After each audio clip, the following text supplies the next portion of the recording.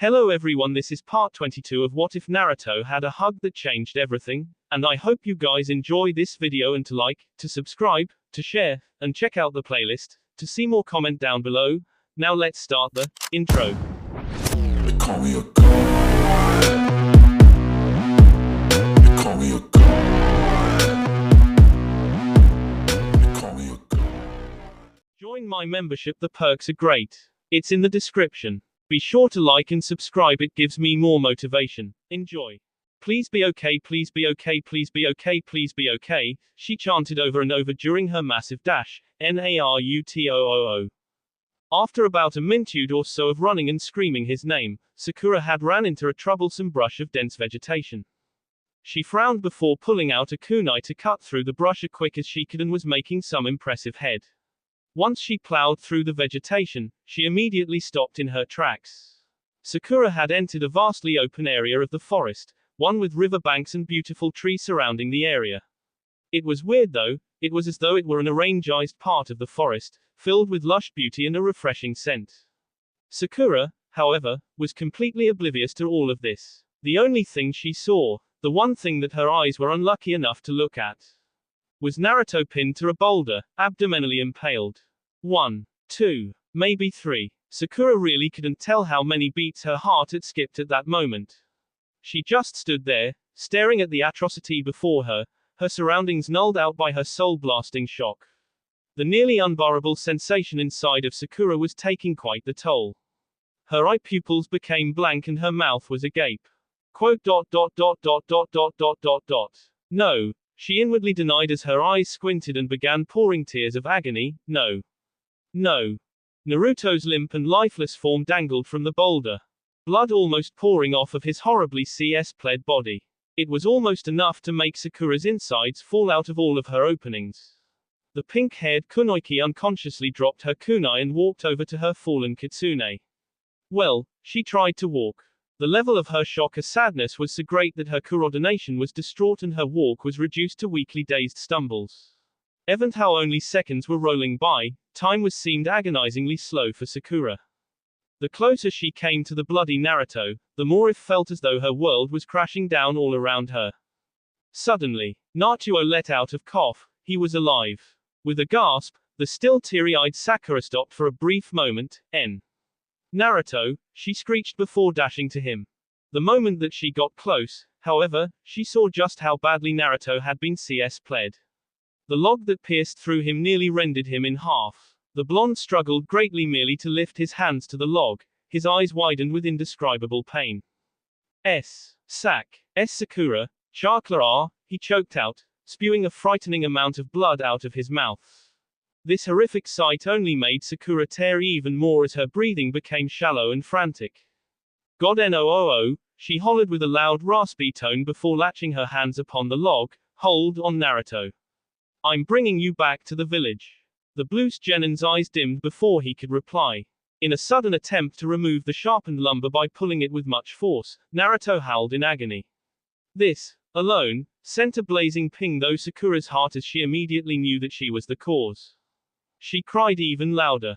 Sakura-chan. Stop, Naruto demanded as his hand remained gripped to the log. It's no good. That appeared to fall upon deaf ears as Sakura yanked again, gaining another bloody howl from Naruto. The jade-eyed Genin knew that she was causing him all sorts of hell, but the truth was that she was incredibly desperate. Her state of mind had been thrown into the void of near insanity. I'm getting you out of here, she repeated with tears practically soaking her face. Please stop. Sakura-chan.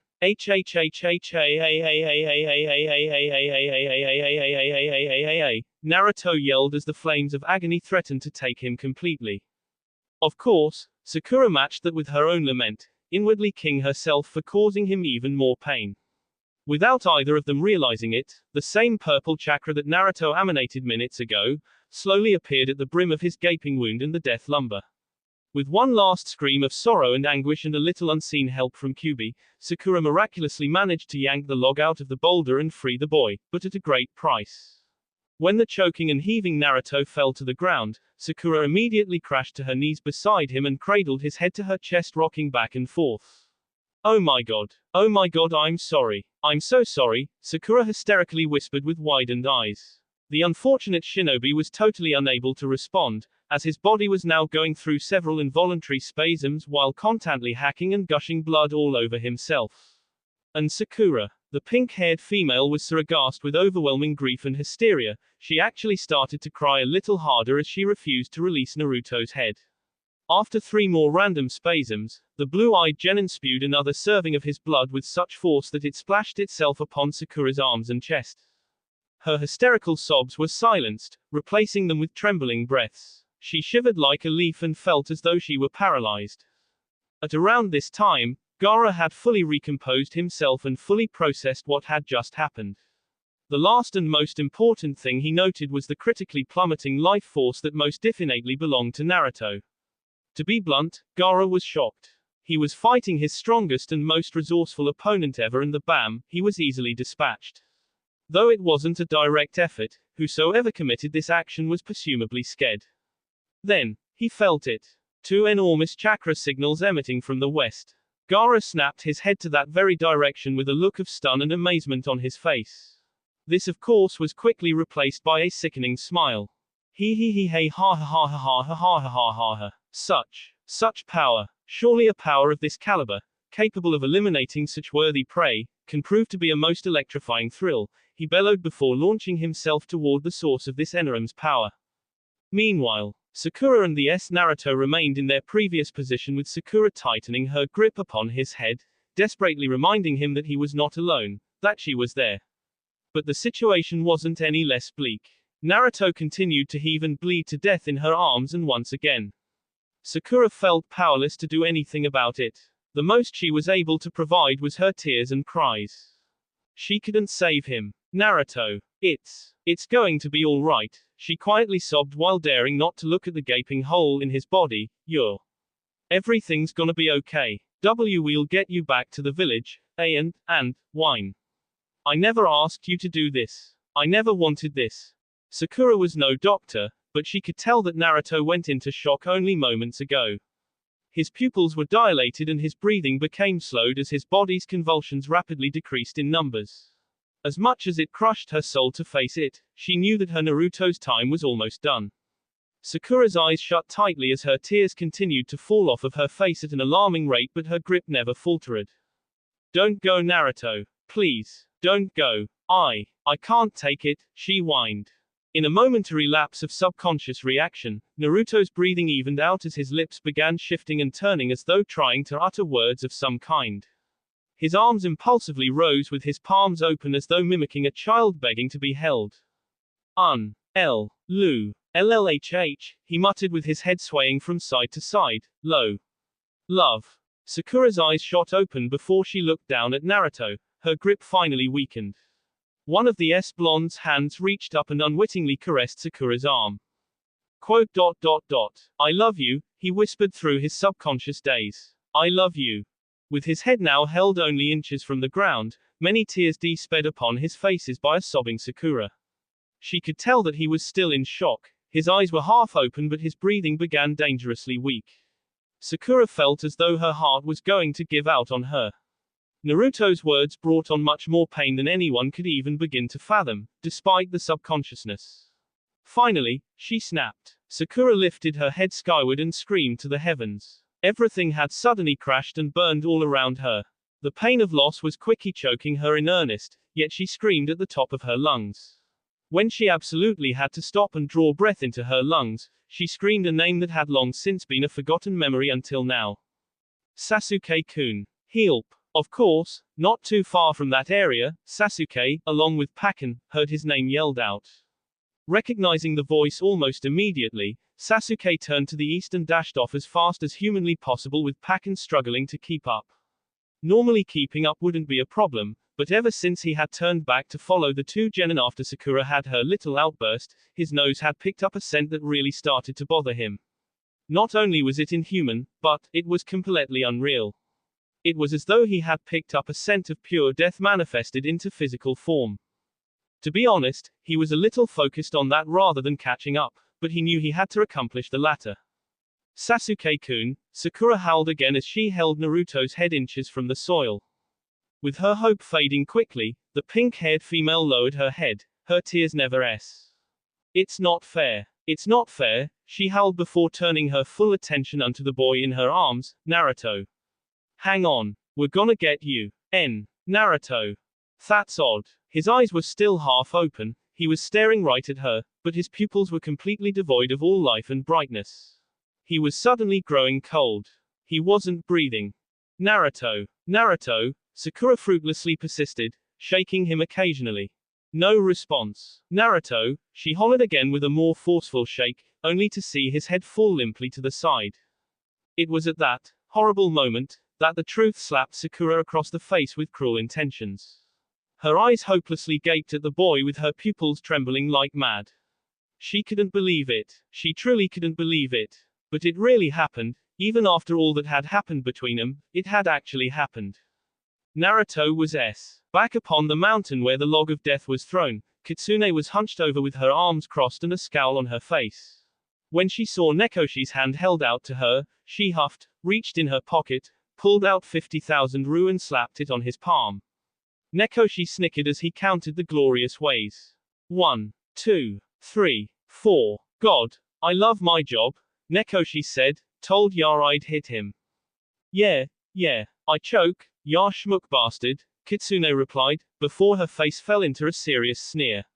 Nekoshi, do you feel that? Ohohu, don't try to change the subject B. I won fair and square so. No seriously, can you feel that? Kitsune repeated. Suddenly Nekoshi stopped flipping through his money when he acknowledged what was being said. Actually, it's what I don't feel, he said. Kitsune uncrossed her arms and closed her eyes, so, he failed his final test. A pity. Nekoshi stashed his recently earned ru into his pocket and grew a little disappointed. I guess he was just a normal boy after all. Can't say Kuro-sensei will be too happy about this, he said.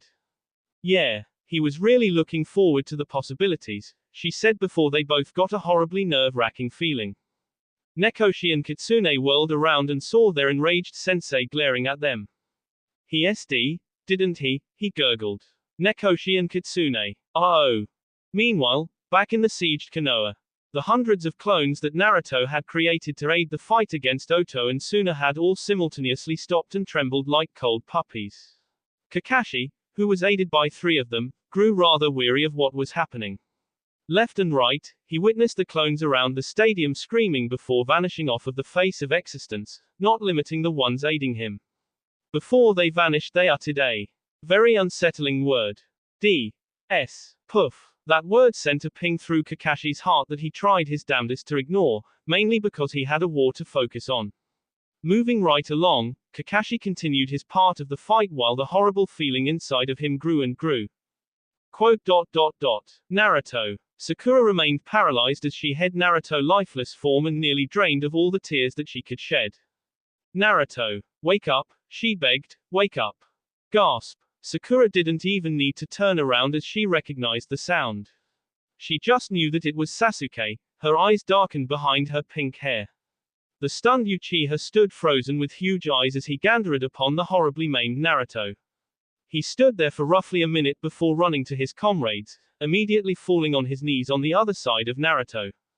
Naruto, he yelled. No response. Sasuke waited for about 5 seconds before frowning. Naruto, wake up you fing loser.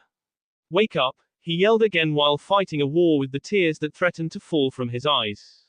No response. Naruto, not like this, Sasuke said with a terribly shaky voice. It was obvious that he was trying very hard. Get up, damn it. Get up so I can kick your ass for making me look bad, you son of a b. Without his consent, the tears that threatened to fall, did indeed fall. But he truly didn't care. In an act of impulse, Sasuke brought his fingers to Naruto's N. He had waited 15 seconds as he tried to locate a pulse. And received nothing but painful silence. Sasuke's tears fell harder as he maintained his strained frown and choked back his sobs before lowered his head. Sakura, who had been locked in a sort of sorrowful trance, slowly lifted her head to look at Sasuke with emptiness in her eyes. When the raven-haired genin lifted his own head and saw this, his frown vanished, replacing it with a look of pity, shame and nostalgia. It was at that moment that her eyes resembled something. Something that was all too familiar to him. Something that he thought he had to live with for the rest of his life until he met these two. Loneliness. Sakura's tear-stained eyes were mere shells of their former selves, devoid of everything. It was as though a piece of her had been sped clean of her existence, leaving a lifeless corpse behind. Is this what it means? She questioned with the sadness in her voice betraying the look on her face. Is this what it truly means, to feel alone? Sakura's hand latched over her burning heart as it were going to explode, her voice becoming louder and more lamenting. This feeling. This pain. Is this how it feels? Sasuke-kun, she asked again. Sasuke couldn't speak. He was suddenly reminded of what he had said to Sakura when they first became a team. Out of. You have no idea what it means to be alone. Out of. Hey, now she does. Without speaking, Sasuke nodded before turning his head away as he heard Sakura beginning to sob. I was too weak. I couldn't do it when I had the chance, and now, sob. Now he'll never know, she shouted before falling into several sobs once again, looking down at the lifeless Naruto, then yanking his head into a hopeless embrace. He'll never know how sorry I am for what I did to him. Sob, he'll never know how much I love him. At this, Sasuke's head whipped right back to Sakura with shock and amazement on his face. That was DEFINATELY a new one. He lived for me. He s so much for me, and I done nothing but ignore him. He SD for me. I finally realize what was right in front of me this whole time and now he's S for me. I was too weak, she howled. Sasuke lowered his head again, only this time with a genuinely saddened expression on his face. He's really gone, he thought somberly to himself as he looked at Naruto's face. His eyes were still open with his mouth slightly gaped. Sasuke may not have known exactly how it happened, but he could tell by the look on Naruto's face that he didn't s peacefully, and even that thought was enough to make him want to break down and cry. But he knew. He absolutely knew that there was no time for this. He reminded himself that they had a mission to accomplish and tried his damnedest to compose himself. Sakura. Let's go. There's nothing we can do for him now, Sasuke painfully admitted.